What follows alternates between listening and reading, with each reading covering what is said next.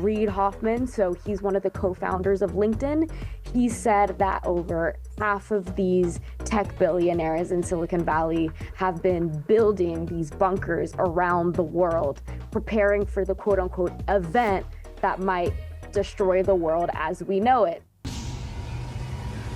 Hello, it's Hannah here. Welcome to What in the World, your podcast for the stories that everyone's talking about from the BBC World Service. Do tech billionaires know something we don't? Is this what they might be planning for? While most of us are trying to save for a house or a holiday, they are digging deep.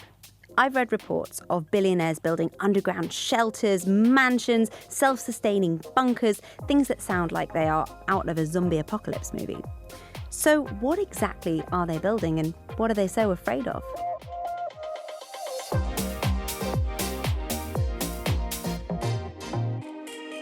We're going to get into this right now with our reporter, Natalia Jimenez, who joins us from New York. Hey, Natalia. Hi, thank you for having me. If you could afford one for yourself, what would you put in it? I love this question because I've actually been thinking about it for a while. Fun fact. Have you? You're a prepper. Yes. When you watch TV in the US, when you turn on a kind of US TV channel, what happens is that there's usually some ads about freeze-dried food. I'm not kidding. They pop up quite regularly, and it's all about kind of the prepper mentality. What are you going to do when the apocalypse happens? So I have this bunker list, like Pinterest board, with the things that I would include in it.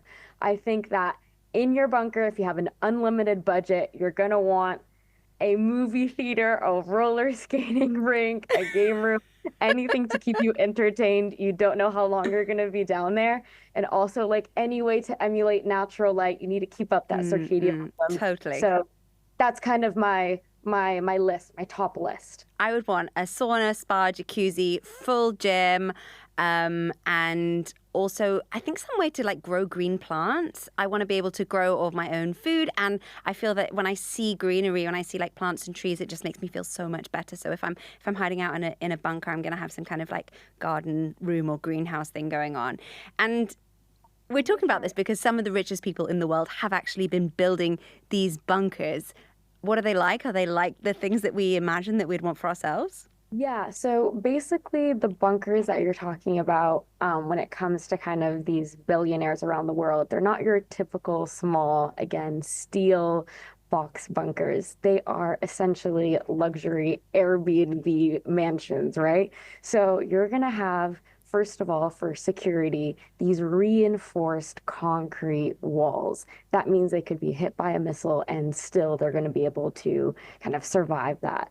But kind of beyond as well, the extra security, the air filtration systems, the hydroponic gardens, which means you can grow your own veggies. That's what I want, a hydroponic garden. Exactly. It's essentially like a closed loop system. So they could live down there essentially for an unlimited amount of time. But all of that is kind of padded with luxury, which means that you're going to have things like swimming pools, at-home gyms, game rooms, anything to make it feel normal. The whole point here is that they don't want to have to compromise luxury even in the worst of times. So who is actually doing this? I read about Mark Zuckerberg, the CEO of Meta. He's building this huge thing in Hawaii. Yes, exactly. So he's actually one of the most notorious examples. There's been a few investigations done about Mark Zuckerberg's compound in Hawaii. That's even a debate within itself, whether or not it's considered a quote unquote bunker, because Mark Zuckerberg hasn't confirmed it. He said, no, it's just a shelter.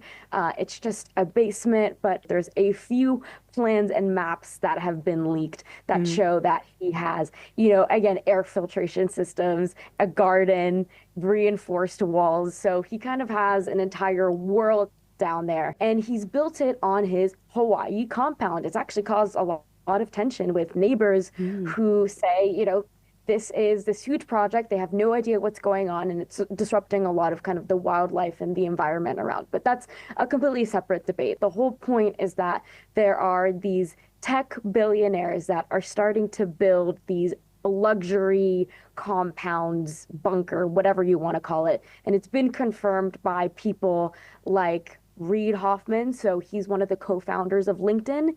He said that over half of these tech billionaires in Silicon Valley have been building these bunkers around the world, preparing for the quote unquote event that might destroy the world as we know it. Where are some of the other hotspots that people build these kind of shelters? There's a lot of talk of like going to New Zealand. Yeah, that talk actually started during the pandemic. So New Zealand was, it's being called the lifeboat for tech billionaires. They essentially used it as the place to escape from what was happening at the time. So, there was good Wi-Fi, it was away from people, they loved that isolation. And the whole appeal is not only the isolation, but the fact that it is quote unquote politically relaxed. So there's no political risks around.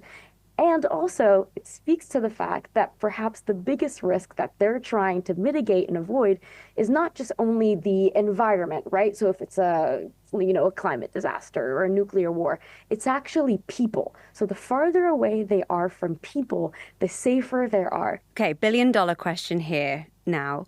What is that event? What could it be? Do these tech billionaires know something that we don't? Are they prepping for some real eventual event? So the reasons include nuclear tensions, AI risk, climate disaster, essentially any world-ending event. Secondly, it's also a mark of societal status. So no matter what happens, no matter what comes our way, if you're a tech billionaire, you're going to be able to live through that comfortably without compromising your lifestyle, without compromising the standard that you have. So because these tech billionaires are essentially building the future, the fact that they're so afraid of it, quote unquote, is telling within itself. But it's not just tech billionaires who are doing this. There's this whole American subculture of preppers, of doomsday preppers, there's even a reality TV series about it.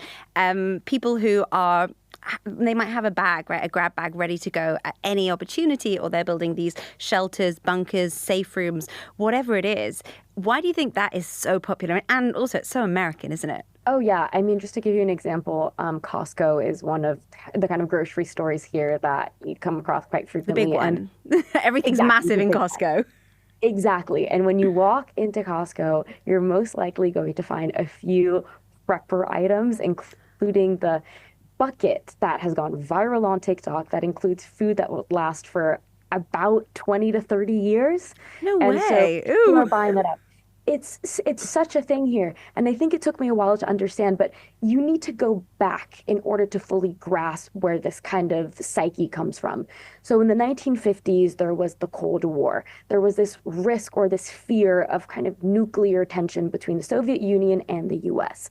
So what JFK, the president at the time, said was, we cannot afford to build bunkers for everyone. It's not economically viable. Other countries have done so, like Switzerland, but the US deemed that because their population is much bigger, it wasn't an investment that would give them return. So instead, they said individual families, people needed to prep themselves, create or build their own bunkers or have a plan in place in case something happened. So from there, they saw an explosion in demand of at-home bunkers. And then now, after the pandemic, it resurged and there was this huge demand in bunker construction. I mean, the prices can range from, hundreds of thousands to millions, depending on what you want and where you are and what the risk is. But essentially, right now, people are back in the mood for these bunkers to survive the quote unquote event. And of course, you've got Hollywood as well, churning out these zombie apocalypse films. There's all this,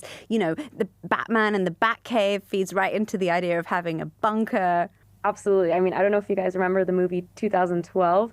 I was a kid at that point, and I was fully ready to experience the end of the world. I mean, that movie was just trending, going viral at the time. And it just really fed into kind of this apocalyptic mindset. Natalia, I'm going to pause you for a second because we are going to hear from a prepper now. I first started prepping when we had first moved to Florida. Being in a new place, we were expecting our first hurricane after only being there for a couple weeks. And though at the time I didn't really realize that I was prepping, looking back, I now know that I started my prepping journey then. For people who say that prepping is extreme or paranoia, I kindly remind them that prepping is a spectrum and you're probably already prepared for some scenario in some way. If you keep an extra $20 cash in your wallet, you're prepping. Preppers aren't just prepared for a zombie apocalypse. There's a whole plethora of situations that are far more realistic that you should have a plan for in case it does happen to you. If someone's just starting out, my 3 biggest tips are: 1, start small, don't get overwhelmed, and remember every step that you take is a step closer to being more prepared, and you're more prepared than you were yesterday. 2nd is to focus on skills over stuff. Skills will outlast your stuff every time. You need to know how to sew, how to mend things, how to preserve food, how to garden, how to save your seeds from your harvest. And lastly, switch everything in your house that you can to reusable. You won't be fighting people at Costco for toilet paper like everybody did during the pandemic if you have a bidet. Reusable paper towels, reusable sandwich bags, reusable menstrual cups, reusable makeup remover. Anything that you have in your house that's single use that you could run out of, switch to reusable.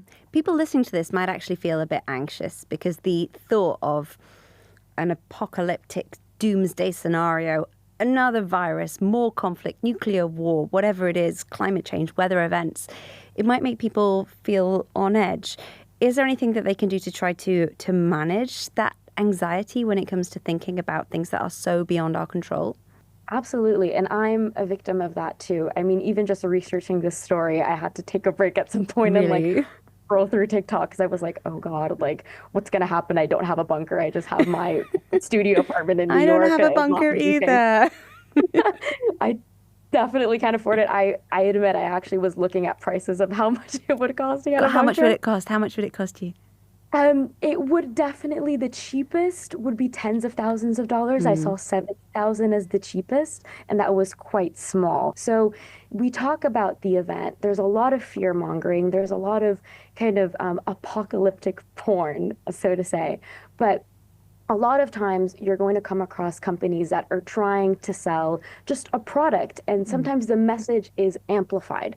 We need to anchor ourselves back in reality and realize that the event is not near, it's not approaching. We do have mitigating factors that we can take on ourselves. You don't need a luxury bunker in order to have resilience. And this is all really about us just wanting to survive. I mean, you could look at it as chaos and fear, or you could turn it around and say, this is how much humanity is hardwired to survive. And we have survived so much with or without luxury bunkers. So hopefully it's something that we as a species will continue to do for many years. Exactly.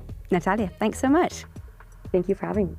Well, that's it for us. But if you enjoyed this episode, you can find us right here on the BBC World Service YouTube channel 5 days a week. And 2 of those episodes are video episodes, so you can see us chatting away in the studio. And if you've got any thoughts on what we've talked about today, if you're a prepper yourself or if you're afraid of a doomsday style apocalypse coming your way, then please do leave us a thought in the comments below.